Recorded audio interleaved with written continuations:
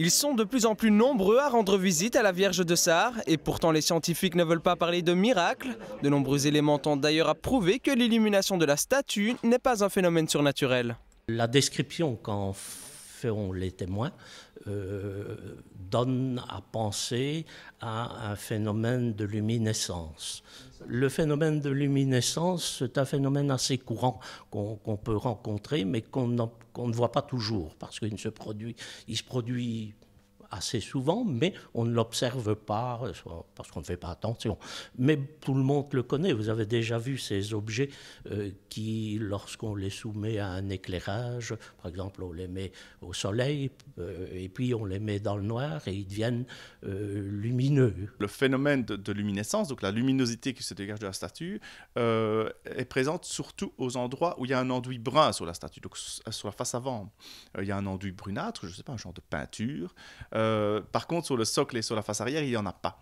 Et c'est aux endroits où il y a justement cet enduit brunâtre qu'on observe le phénomène de luminescence. Donc il y a vraiment une corrélation entre le phénomène de luminescence et l'enduit brun. Donc ça, c'est déjà une première observation qu'on peut faire.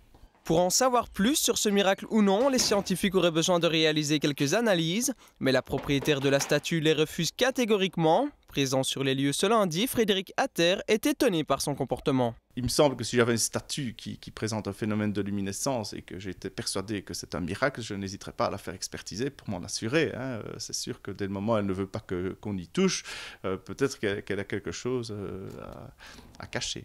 Pour le professeur de l'ULG, la statue en marbre se comporterait comme n'importe quel objet phosphorescent. Il ne serait d'ailleurs pas étonnant que la propriétaire de la Vierge en soit au courant. Elle fait rentrer les personnes, elle allume l'éclairage. À ce moment-là, la statue va en quelque sorte se recharger en lumière. Et puis après, quand elle éteint la lampe, de fait, la statue est très lumineuse. Les personnes restent une dizaine de minutes, un quart d'heure à prier. Et on observe déjà que la luminosité de la statue décroît pendant ce temps-là.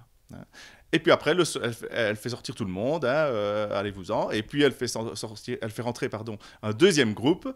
Et à ce moment-là, elle allume de nouveau la lumière, ce qui va restimuler le phénomène.